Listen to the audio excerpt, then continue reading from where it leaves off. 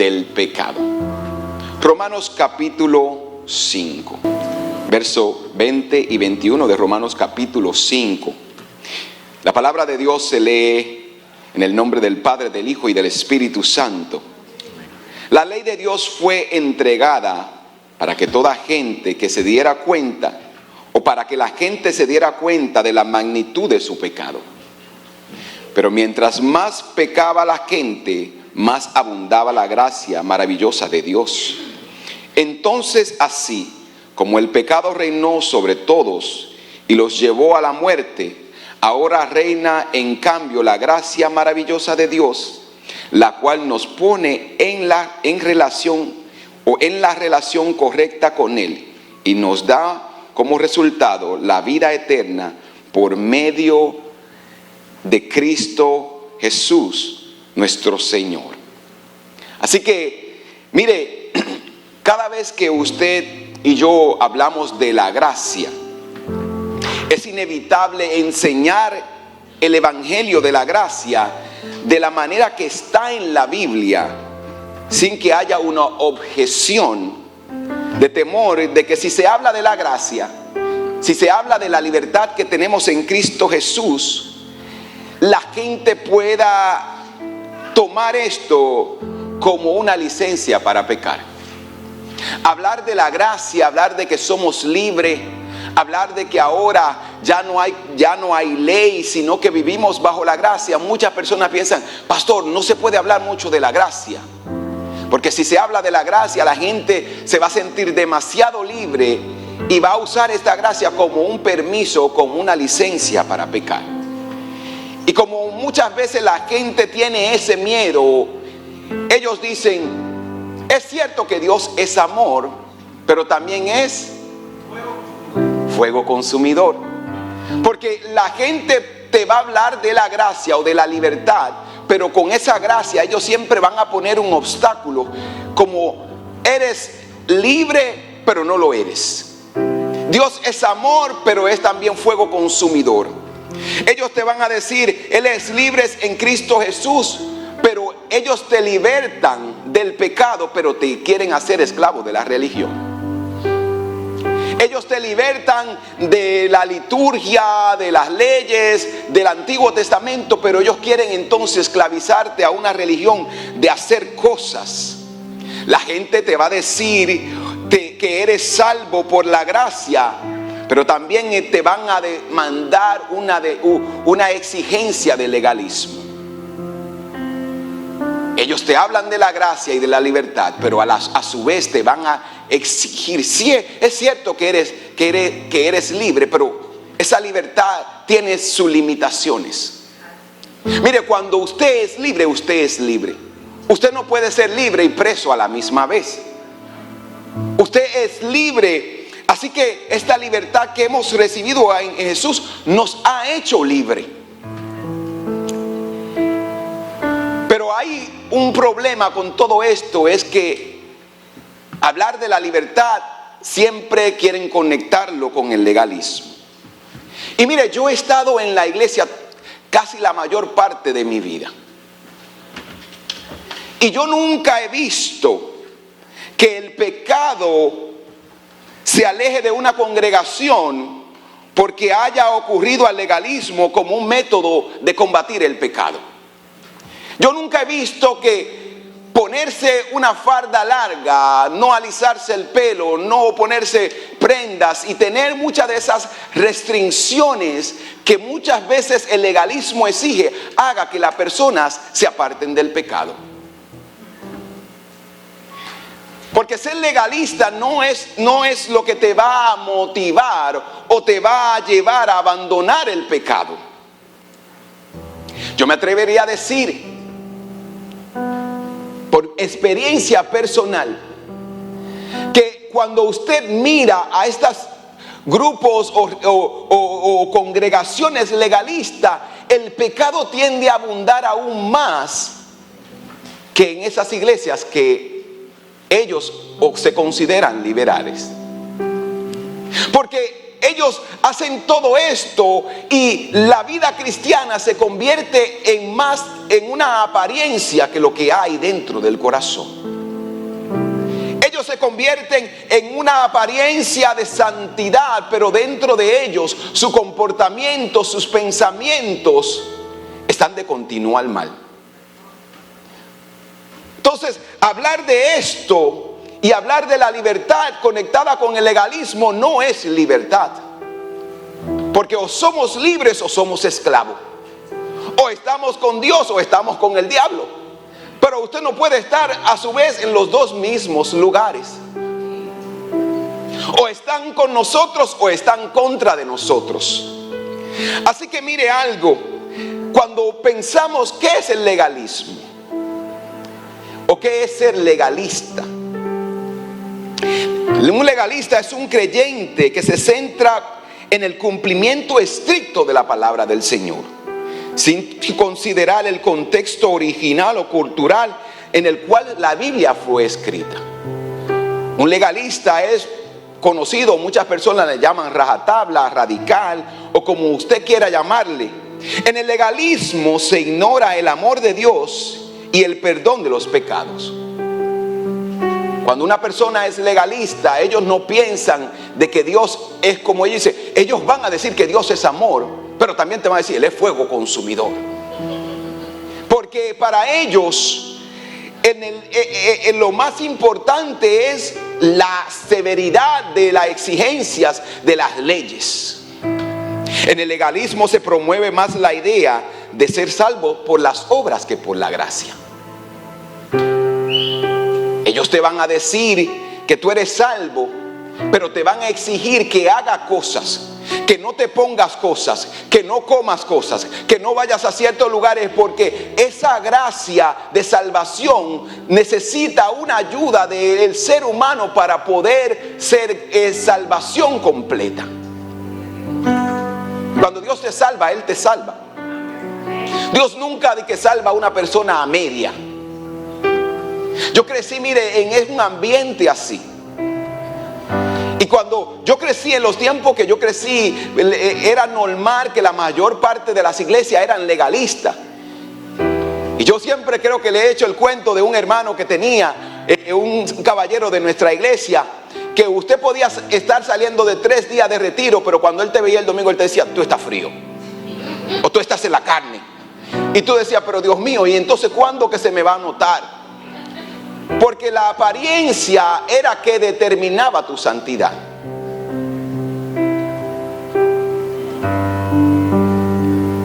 Y muchas personas adaptaron esa costumbre para tratar de encajar en el grupo. Pero miren lo que dice Efesios 2, 8 y 9. Dios los salvó por su gracia cuando creyeron. Ustedes no tienen ningún mérito de esto.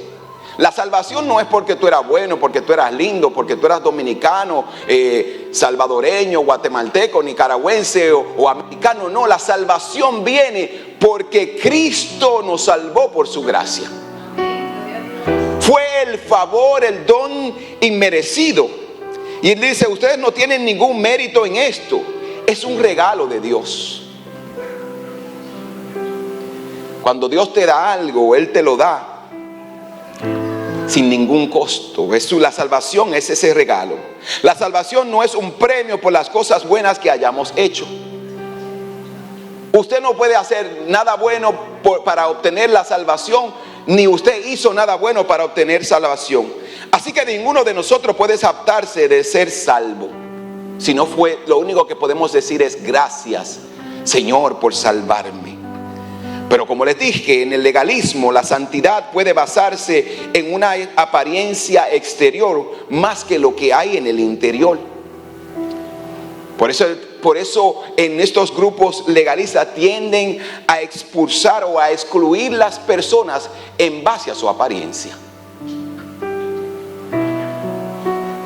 Es interesante que cuando hablamos de legalismo, incluso esto se ha metido tanta en nuestra mente que usted invita a una persona a la iglesia y cuando usted le invita, ellos le dicen, yo no tengo ropa para ir a la iglesia. Cuando una persona le dice eso, está siendo legalista, aún sin ser cristiano. Porque se nos enseñó en base a nuestra cultura que la apariencia, que nuestra vestimenta era un requisito antes de llegar a Cristo.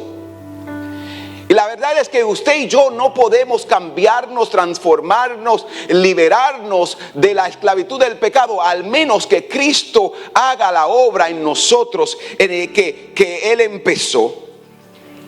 El legalismo tiende a añadir reglas humanas a los mandamientos de Dios. Una persona legalista te va a decir, es cierto que somos salvos por gracia, pero también tenemos que hacer algo. Es cierto que Dios me perdonó, pero yo tengo que hacer algo. El legalismo siempre te va a exigir hacer cosas, te va a decir que tienes que vestirte de cierta manera, tienes que hacer ciertas cosas para poder experimentar la gracia, la misericordia y el favor de Dios.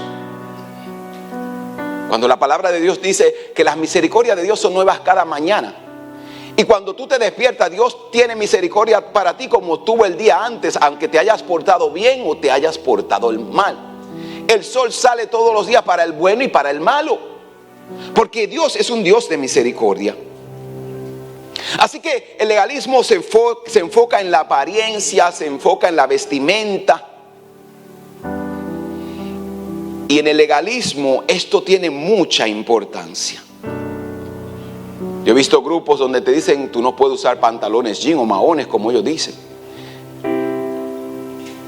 Si nuestros jóvenes llegaran así greñudos, con ese pelo como ellos andan todo el tiempo alborotado a una iglesia como esta, probablemente ni siquiera lo dejarían entrar, o si lo dejan entrar le van a mandar a decir que tienen que cortarse el pelo, y probablemente se lo digan desde el frente, porque esto es una costumbre de exigencia de santidad que el legalismo ofrece.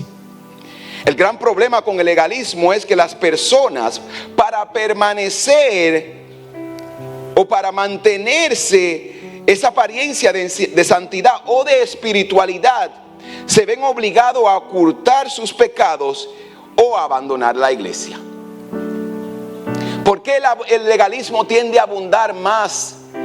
O el pecado tiende a abundar más en las iglesias legalistas, porque la gente encubre sus pecados. Porque la gente dice, no, yo estoy bien. ¿Cómo estás? En santidad. Y se arreglan el codo así. En santidad. Buscando del Señor cada día. Cuando la verdad es mentira.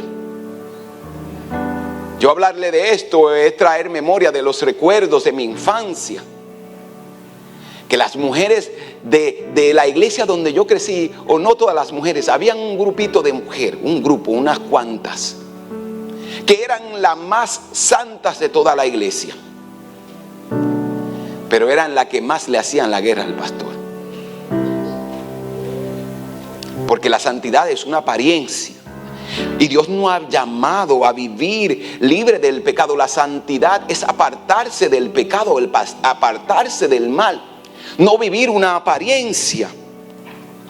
Y como yo les dije, tristemente tengo que decirle esto, que para una persona legalista todos nosotros somos una balsa de liberales. Y cuando viene a ver, nos pueden decir hasta no cristiano. Hubo muchas personas que al principio de mi llamado pastoral no me aceptaban por mi corte de pelo. Porque ellos exigían una cierta apariencia. Pero como les dije, el legalismo exige una apariencia. Y como les dije, puede ser que para ellos nosotros seamos todos unos liberales. Pero la santidad y la gracia del Señor no se trata de apariencia, sino de lo que hay en el corazón. Sino de lo que hay dentro de su corazón y de lo que su mente está maquinando. Es por eso que yo siempre hablo acerca de esto. Yo le digo, mire, yo soy un simple ser humano. Y a mí usted me puede engañar, usted me puede hablar mentira, usted me puede inventar cualquier cuento que venga a su mente, y puede ser que usted me engañe a mí. Pero usted no puede engañar a Dios. Y si yo voy a predicar un evangelio, y si usted va a ser evangélico cristiano, seguidor de Cristo, usted tiene que saber que usted tiene que vivir una vida para agradar a Dios, porque Dios conoce su corazón y conoce sus pensamientos. Pero ¿qué significa ahora de nosotros que podemos ser llamados liberales quizás por los legalistas? ¿Eso me da permiso para condenar al legalista? No. Sí, porque nosotros decimos, no, yo tengo ahora libertad en Cristo Jesús. Todos los extremos son malos. Si soy legalista, soy radical, vivo de la apariencia, estoy mal delante de Dios. Pero si me voy al otro extremo y digo, a mí nada me condena, yo estoy libre en Cristo Jesús, yo puedo hacer y deshacer porque Dios me ha hecho libre. Eso también está mal, y usted está también siendo legalista en su forma de pensar. Usted está siendo legalista en la manera que usted trata a las demás personas. Así que no vaya usted a creer porque usted tiene una libertad o un conocimiento de la palabra que lo ha hecho libre quizás de vivir una vida de apariencia, que ahora usted tiene libertad para hacer como usted quiera hacer. Y le tengo que decir algo, que este es uno de los grandes problemas que yo veo cada vez en esas personas que se salen de una iglesia legalista. Ellos están en la iglesia legalista, se salen, y después ellos no van al medio entre el legalismo y la libertad en Cristo Jesús, o a ser liberal. Ellos se van al extremo de ser liberal. No, yo puedo hacer lo otro, beber bebidas alcohólicas, yo puedo ir a este lugar, al otro. Y ellos comienzan a vivir una vida extremadamente de libertinaje que tampoco le da gloria a Dios. Entonces usted tiene que saber que usted no puede ser ni legalista ni vivir en el libertinaje pensando y diciendo yo puedo hacer de todo. Mire lo que dice Romanos 14, verso 1. Acepten a los creyentes que son débiles en la fe. Acepten a los creyentes que son débiles de la fe y no discutan acerca de lo que ellos consideran bueno o malo. Si tienes un hermano que es débil en la fe, acéptalo, abrázalo, ayúdalo. Cuando usted lee el libro de Primera de Corintios capítulo 8, Pablo habla acerca de la comida que es sacrificada a los ídolos, y él dijo, no hagan cosas, si su hermano tiene una conciencia y piensa que hacer estas cosas es malo, no lo hagan ante de ellos para la gloria de Dios. Incluso él dice, todo lo que ustedes hagan, háganlo para la gloria de Dios. Y si usted se sienta a la mesa con alguien que usted sabe que su comportamiento es, lo va a ofender o va a ofender su fe, usted diga, yo no lo voy a hacer. Por gloria a Dios. Porque mi hermano es débil en la fe o mi hermano es débil en la palabra. Usted no puede decir, él que se fuña, como dicen por ahí, allá él. No, usted debe de también preocuparse por la fe de su hermano.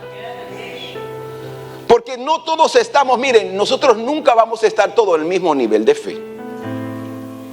Y usted no puede pararse y decir, no, yo soy libre, usted puede hacer y deshacer. Puede ser que esa libertad a la que usted está invitando a ese hermano lo lleve al pecado.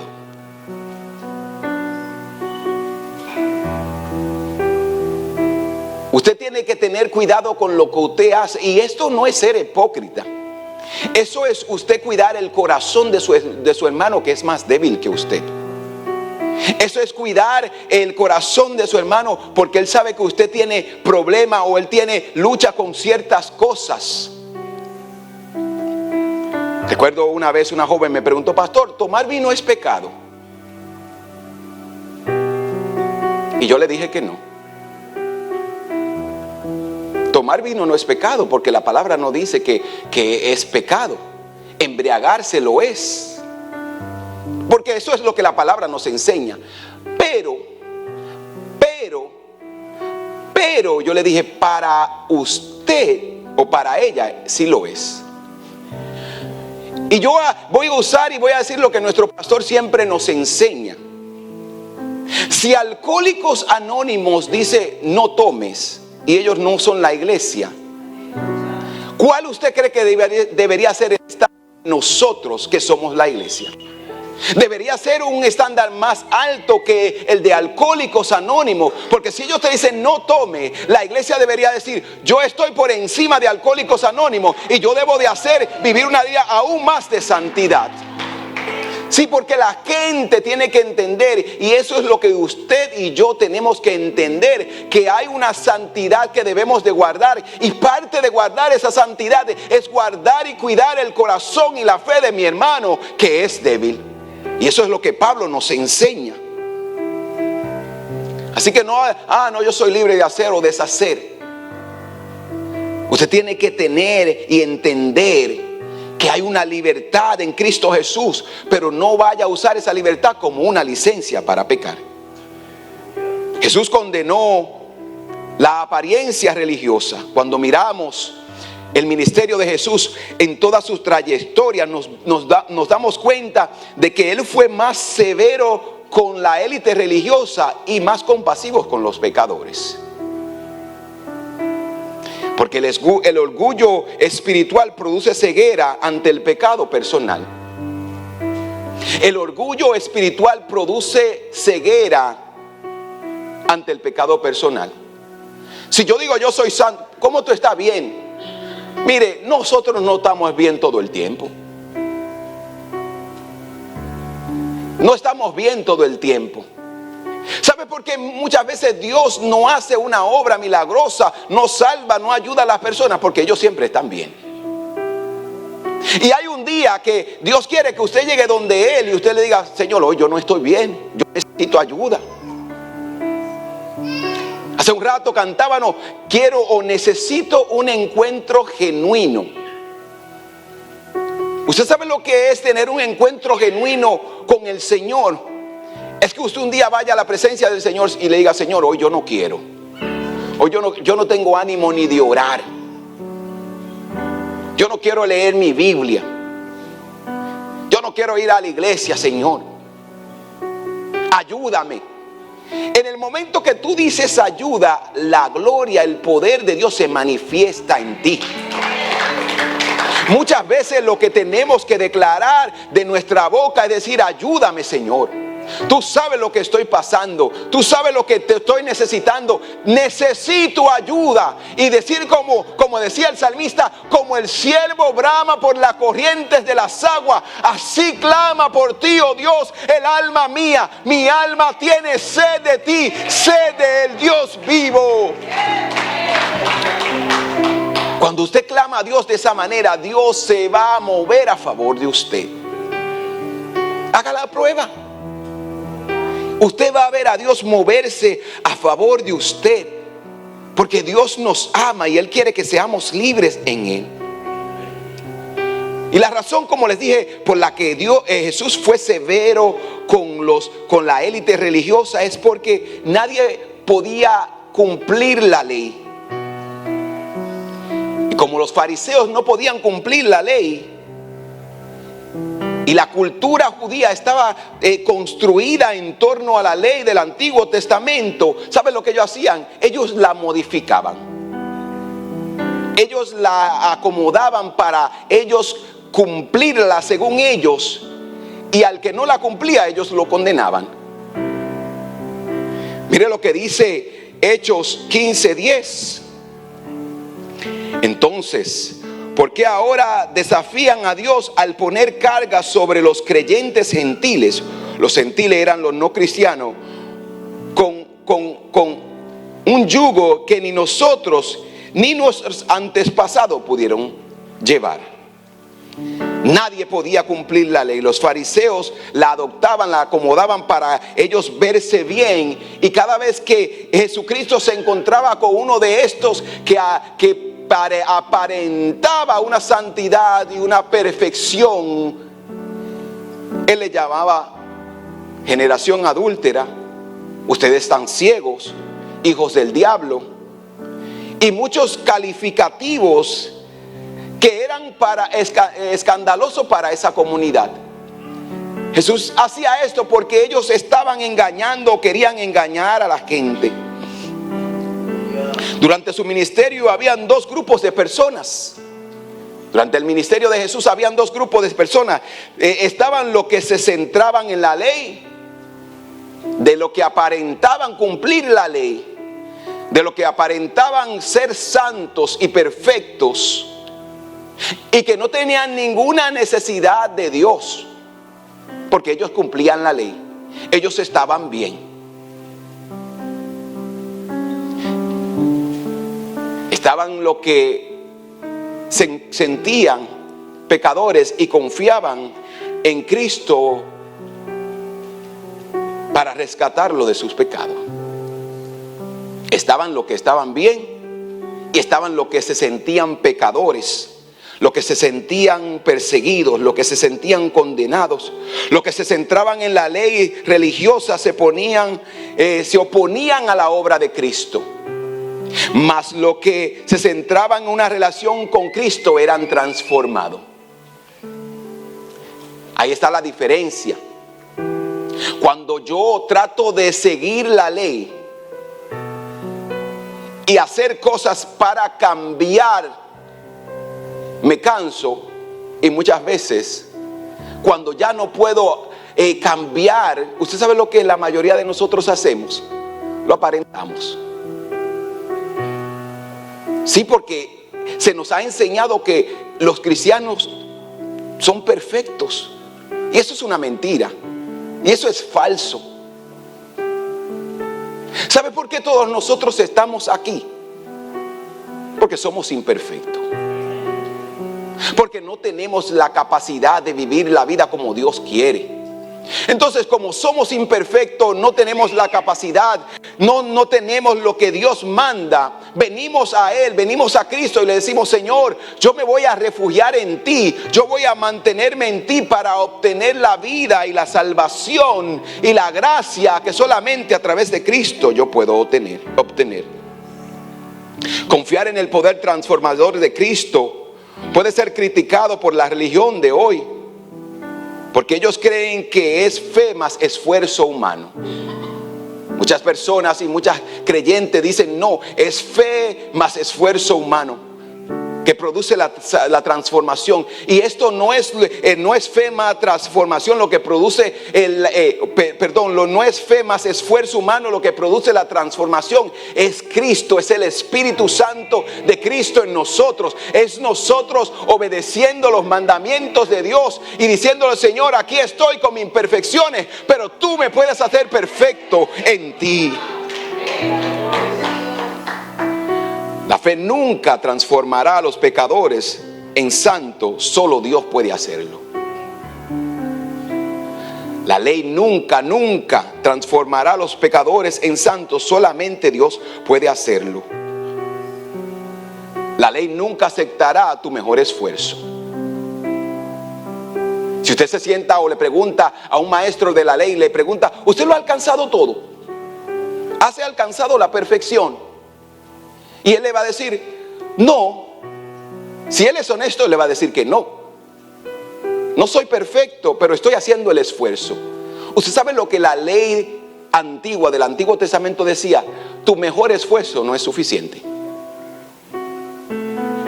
Tu mejor esfuerzo no es suficiente. Señor, pero yo te di 99% de mí. La ley decía: no puedes. Eres imperfecto, y porque eres imperfecto eres pecador, y porque eres pecador eres condenado. Eso era lo que la ley decía. Tenías que cumplirlo a cabalidad. Tenías que ser perfecto 100%. Santiago lo dice de esta manera, Santiago 2:10. Pues el que obedece todas las leyes de Dios menos una es culpable como aquel que desobedece todas. Si yo cumplo 99.99% de la ley y me falta un puntito, la Biblia dice: eres culpable de toda la ley. Y yo sé que usted se está preguntando como yo: entonces, ¿cómo podremos ser salvos? como diría el Chapulín, ¿y ahora quién podrá rescatarnos? Y la realidad es Cristo. ¿Sabe por qué Dios estableció la ley? Para mostrarnos a nosotros, los seres humanos, que con nuestro esfuerzo humano no podemos cumplir lo que Dios demanda. Y cuando nosotros nos chocamos con esa verdad, debemos preguntarnos, ¿y entonces quién podrá rescatarnos? Y Dios nos dice Cristo. Por eso yo di a mi Hijo Cristo. Por eso Él murió en la cruz del Calvario para darnos vida. Es por eso que Cristo vino al mundo, porque nosotros no podíamos cumplir las exigencias de Dios. Mas Cristo, más Dios, dio a su Hijo para que nosotros podamos ser salvos. Y es por eso que nosotros damos gloria a Dios por Cristo. Entonces la pregunta es, ¿por qué querríamos volver a un sistema de condenación como el que la ley ofrece? ¿Por qué si Dios te libertó? ¿Por qué si Dios dio a su Hijo Cristo? ¿Por qué si Cristo dio su sangre en el Calvario, la derramó y nos dio vida en Él? ¿Por qué volver al sistema de la ley que no pudimos cumplir? La respuesta es que la mayoría de nosotros es porque somos orgullosos. Porque queremos mostrar, creemos que somos capaces de apaciguar la ira de Dios con nuestras buenas obras, con nuestros actos de santidad, con nuestra apariencia. Mas el libro de Isaías 64:6 dice, todos nosotros somos cosa impura, y todas nuestras obras justas son como trapo de inmundicia. Todos nosotros nos hemos marchitado como hoja, y nuestras iniquidades nos han sido llevadas como el viento. Cuando la definición de trapo de inmundicia, cuando usted la mira, es una palabra que desciende de los paños que las mujeres durante su periodo menstrual usaban. Trapo de inmundicia también era esos trapos que las personas desamparadas usaban cuando esos que viven en la calle. Nuestras mejores obras justas son como un trapo de inmundicia. Así que tú y yo no podemos llevar nuestras obras al Señor y decirle, Señor, mira, aquí está mi obra, gracias a ella soy perdonado. Esto fue lo que pasó en la historia del joven rico. El joven rico y la historia de Zaqueo nos da un contraste de la gracia y de la ley. El joven rico se acercó al Señor Jesús y le dijo, de este joven he cumplido los mandamientos. Y se arregó el traje así. ¿Qué tengo que hacer para heredar la vida eterna? Él no le estaba diciendo porque quería heredar la vida eterna. Él quería resaltar que desde joven él había cumplido los mandamientos. Y Jesús le dice, honra a tu padre y a tu madre. Y él dice, desde joven lo he hecho. He ayudado a los pobres. Obviamente él era rico y él tenía los recursos para hacerlos. Y él comenzó a hablar y Jesús comenzó a hablar. Y como él quiso usar la ley para justificarse, Jesús usó la ley para entonces mostrarle de que él era imperfecto. Porque si tú vas ante Dios tratando por mis obras soy justificado, perdonado y merezco salvación, entonces Dios va a usar esa misma ley para que tú veas que tú eres pecador. Y Jesús miró al joven rico y le dijo, ¿sabes algo? Es cierto, has cumplido gran parte de la ley, pero te falta una cosa. Y él le dijo, aquí era donde yo quería llegar. Y Jesús le dijo, vende todo lo que tienes y dáselo a los pobres. Y la palabra de Dios dice que este joven se entristeció y esperó que nadie estuviera mirando y salió por la puerta de atrás, porque él tenía muchas posesiones. El joven rico trató de justificarse con las buenas obras que él hacía.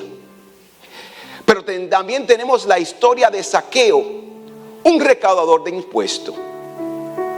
un hombre que estafaba a la gente, un hombre que era considerado un maleante, porque ser recaudador de impuestos era ser un ladrón legalizado. Usted tenía licencia para robar. Los recaudadores de impuestos, ¿sabe lo que hacían? Si tenían que cobrar los impuestos para el gobierno romano, lo cual automáticamente, si tú trabajabas para el gobierno romano, te declarabas en contra de la patria, de los judíos, y ya él era odiado por esto. Nada más por ser del partido opuesto, ya era enemigo de los judíos. Pero no solamente eso, él cobraba impuestos, y si había que cobrar $10, él cobraba 50. Y él estafaba a la gente. Mas la palabra de Dios nos dice en el libro de Lucas que un día Zaqueo escuchó de Jesús y se subió a un árbol. Y mientras Jesús iba pasando, Jesús mira y le dice a Zaqueo: Zaqueo, baja de ahí, que es lícito, es necesario de que yo vaya a tu casa. Y Zaqueo se fue con Jesús. Ahora no solamente Zaqueo era despreciado, también a Jesús era despreciado por juntarse con Zaqueo. Porque tú, como persona, una persona respetada, no se juntaba con un cobrador de impuestos. Una persona respetada no se sentaba a cenar con una persona que era considerada pecadora entre la sociedad. Y Zaqueo lo era ante la sociedad, era conocido. Y Jesús se va a comer con Zaqueo. Y cenar con una persona en la cultura judía era decirle: te ofrezco mi amistad y de ahora en adelante tenemos una relación íntima. La gente criticó y dice: ¿quién es este hombre? Hablando de Jesús, que come con pecadores, con prostitutas, se sienta a la mesa con ellos, comparte con ellos. Y lo que más me impacta de la historia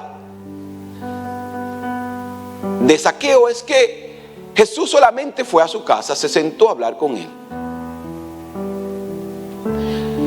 Jesús no le exigió a Zaqueo: arrepiéntete.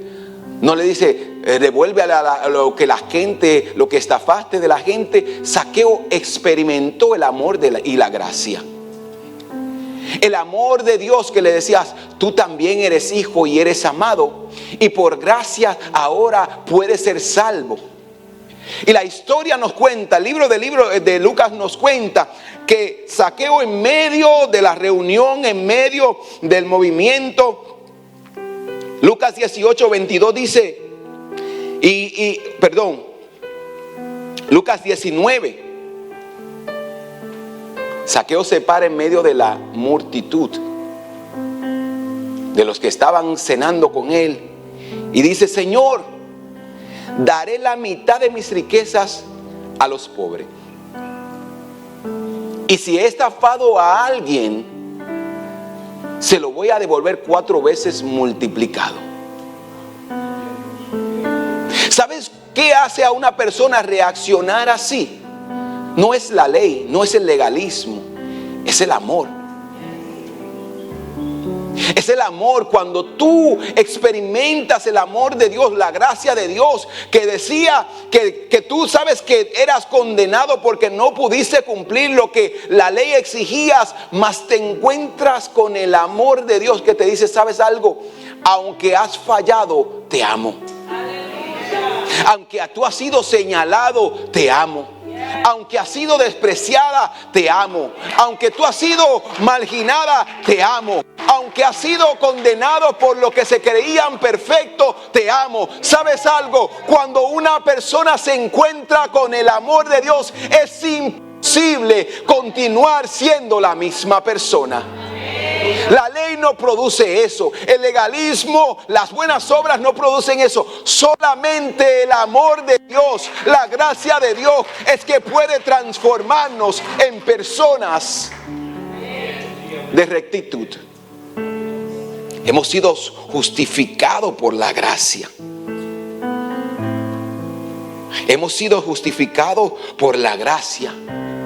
Entonces nuestro enfoque no debe ser en las cosas buenas que yo hago, sino en Cristo.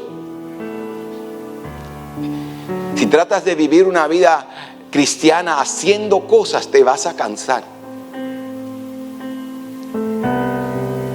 Si tratas de vivir una vida cristiana haciendo cosas, ¿sabes lo que es un día? Cuando las cosas no salgan bien, tú vas a decir, Señor, pero yo hago, pero yo voy a la iglesia, pero yo diezmo, pero yo ayudo al pastor, pero yo hago actividad cuando hay que hacerla, Señor. Porque estás viviendo una vida cristiana de hacer cosas, de hacer buenas obras. Y las buenas obras son buenas, pero más bueno es experimentar la gracia del amor de Dios sobre nosotros. La gracia nos perdona, nos salva, nos limpia. Las reglas nunca pueden cambiar el corazón, es el amor. Las reglas nunca pueden, mire, ya yo le he hecho el cuento del niño que estaba de rodillas porque su papá lo había puesto de castigo. Y el niño, cuando se paró por el castigo que se había puesto su padre, él dijo, estaba de rodillas, pero mi espíritu estaba de pie. Porque en su corazón las reglas no lo iban a cambiar. Las reglas, por más usted ha experimentado eso, si usted ha tenido un hijo que ha sido un poco fuerte, llega un momento donde usted dice, pues si yo le sigo dando lo voy a matar. Tiene que ver otra manera. Y usted comienza a cambiar el método, el amor. Porque es el amor que nos transforma. Es el amor que nos cambia. Es el amor que nos renueva. Cuando experimentamos el verdadero amor, somos transformados. Miren lo que dice Juan 14, 23 y 24.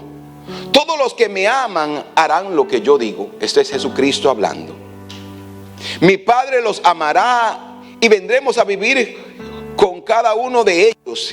El que me ama no obedece. Y recuerden mis palabras que son mías. Lo que le hablo hoy proviene del Padre que me envió. El que me ama me obedece.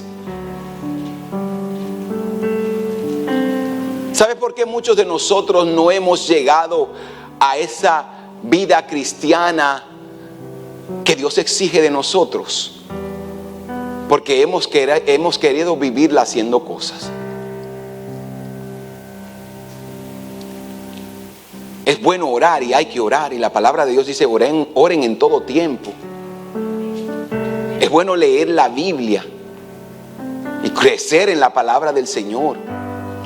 Pero si esto se convierte en una regla de que si yo no lo hice hoy, me va a pasar algo malo, hay que tener cuidado con eso.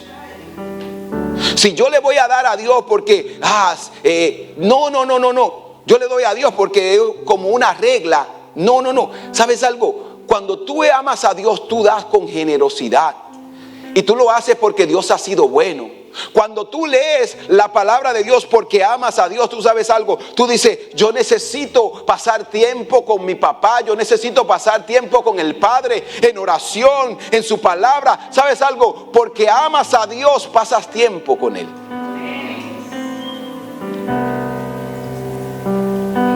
Yo no quiero ir para la iglesia. Yo no quiero leer la Biblia. Yo no quiero... Esas cosas pueden suceder en un momento de agotamiento y de cansancio. Pero si realmente amamos a Dios, queremos pasar tiempo con Él.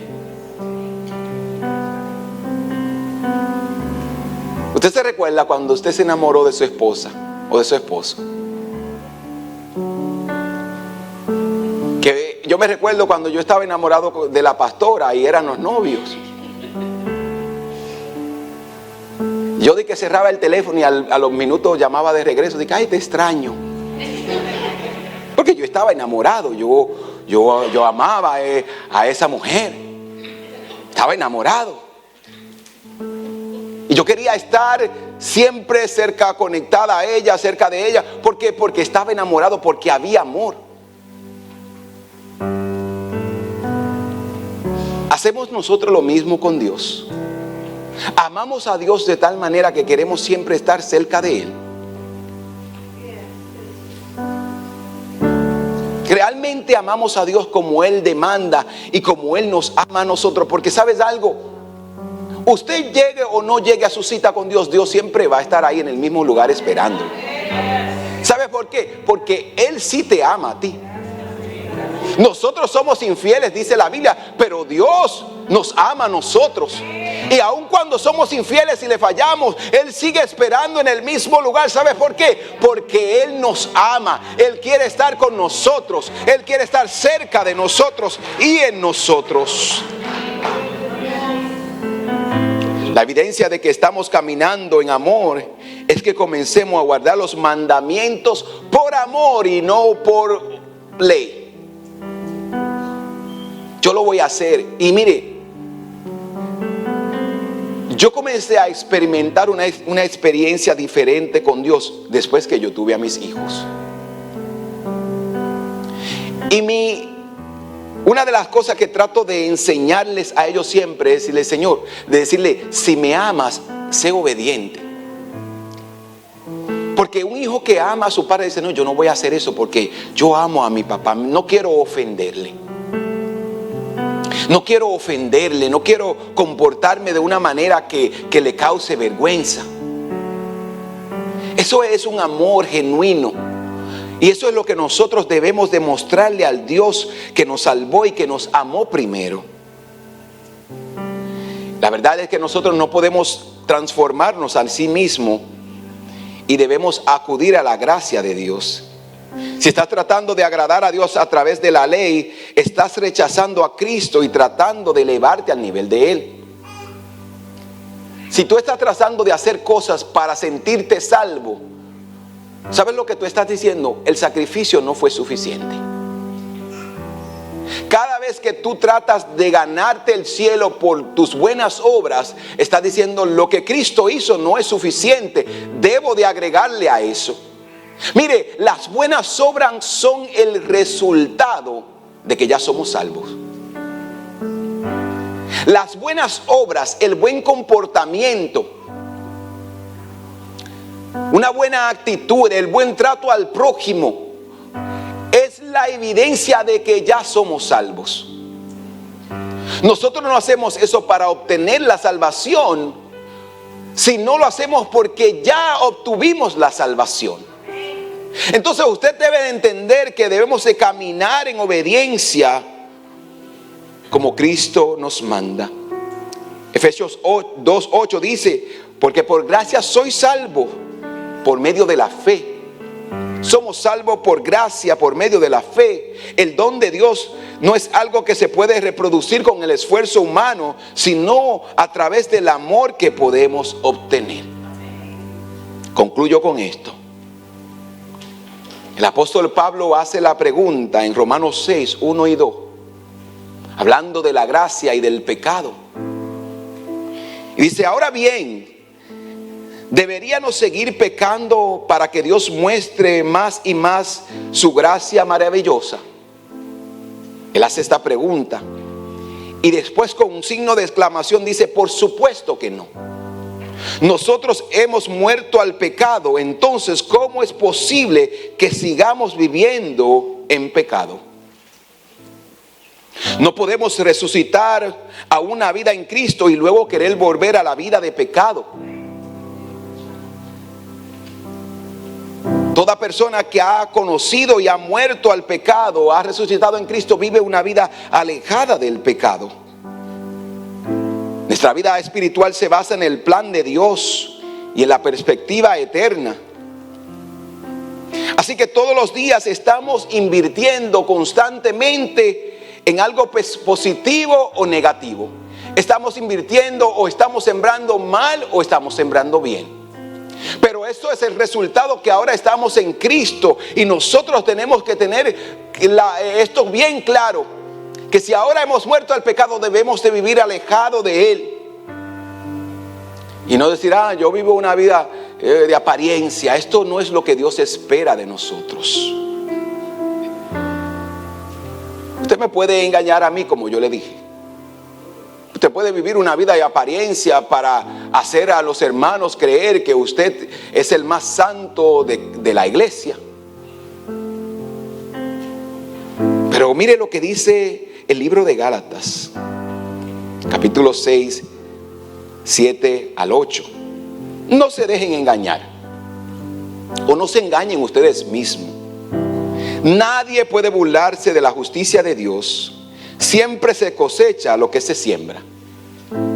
Esta es una ley de la vida. Así como el sol sale todos los días, la agricultura, la naturaleza no dice, se cosecha lo que se siembra. Nadie puede burlarse de Dios. Siempre se cosecha lo que se siembra.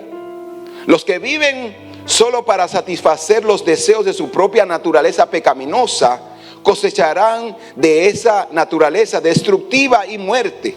Pero los que viven para agradar el Espíritu, del Espíritu cosecharán vida eterna. Dios, mire, porque Dios es un Dios justo. Porque Dios es un Dios justo. Él tiene que dejar que usted coseche lo que usted sembró. Porque Dios es un Dios justo. Él tiene que sembrar, o Él tiene que dejar que usted coseche lo que usted sembró. Entonces la justicia de Dios dice, tú sembraste eso es lo que vas a cosechar. Tú sembraste bien, es lo que vas a cosechar. Él permitirá que nuestra vida coseche el resultado de aquellos que hemos sembrado. Siempre se cosecha lo que se siembra. Siempre se cosecha lo que se siembra. Y permítame aclarar algo, no significa esto que hay momentos en la vida de dificultad o que no habrán. En este mundo tendremos aflicciones. Pero yo no estoy hablando de las aflicciones de la vida, porque van a haber momentos que usted se va a encontrar en aflicciones de la vida. Pero yo estoy hablando de nuestras obras, de lo que hacemos, de lo que sembramos. Y usted va a cosechar de eso que usted ha sembrado. Y le voy a decir algo. Todos los días usted está sembrando algo. Todos los días usted está sembrando algo. Todos los días que usted se levanta de su cama, usted sale allá afuera, usted interactúa con las personas, usted trata a sus familiares, a su esposa, a su esposo, a sus hijos, a los compañeros de trabajo. Todos los días usted está sembrando algo. Si llegas al trabajo triste o molesto, probablemente has sembrado tristeza o molestia en otra persona. Pero si llegas al trabajo sonriendo, esperanzado de que Dios va a hacer algo, tú también vas a sembrar esperanza. Tú puedes estar allá afuera y sembrar desprecio, discriminación en la gente. Yo no me junto con esa clase de persona. O tú puedes decir, yo me voy a juntar con esa persona para que ellos vean que hay una manera diferente. Todos los días usted está sembrando algo. Todos los días que usted se va de rodilla ante Dios, usted está sembrando algo. Todos los días que usted abre la palabra del Señor, usted está sembrando algo. La pregunta que debemos hacernos cada día es: ¿qué yo voy a sembrar hoy? ¿Qué yo voy a sembrar hoy? ¿Qué yo voy a sembrar en mi hijo hoy? ¿Voy a sembrar miedo? ¿Voy a sembrar rencor por ese hombre o esa mujer que se fue? ¿Por su padre que no le llaman? ¿Qué yo voy a sembrar en mi hijo y en mi hija hoy? ¿Qué yo voy a sembrar en mis compañeros de trabajo hoy? ¿Yo voy a hablar vidas a ellos o yo voy a hablar muerte? ¿Yo voy a hablar maldición o yo voy a hablar bendición? ¿Qué estás sembrando? ¿Qué estás sembrando? Porque lo que tú siembres vas a cosechar. Cuando miramos la vida de Moisés, ya por allá, por el final de sus días. Ahí cuando el pueblo estaba a punto de entrar a la tierra prometida, Él reunió todo el pueblo y Él les dijo estas palabras en Deuteronomio capítulo 30, 18 al 20. Moisés habló al pueblo y le dijo: hoy te he dado a elegir entre la vida y la muerte. Hoy te he dado a elegir entre la vida y la muerte, entre la bendición y la maldición. Ahora pongo el cielo y la tierra como testigo de las decisiones que tomes. Ay, si eligieras la vida, para que tú y tu descendencia puedan vivir. Porque si eliges opción al amar, porque elegir esa opción al amar y al obedecer a Dios y al comprometerte firmemente con el Señor, esa es la clave para tu vida. Moisés le estaba diciendo al pueblo: ay, si eligieras, ay, si te comprometieras a amar al Señor firmemente, ay, si eligieras obedecer al Señor firmemente. Esa es la clave para la vida, la obediencia a Dios, amar a Dios. Y así, y si amas y obedeces al Señor, vivirás por muchos años en la tierra que el Señor juró darle a tus antepasados. Hoy usted y yo tenemos la oportunidad de elegir qué yo voy a sembrar. Puedo elegir seguir viviendo una vida de pecado, o yo puedo elegir seguir viviendo una vida de obediencia. Ay, si eligieras vivir una vida de obediencia que honre a Dios. Ay, si eligieras decir: Señor, yo te voy a obedecer.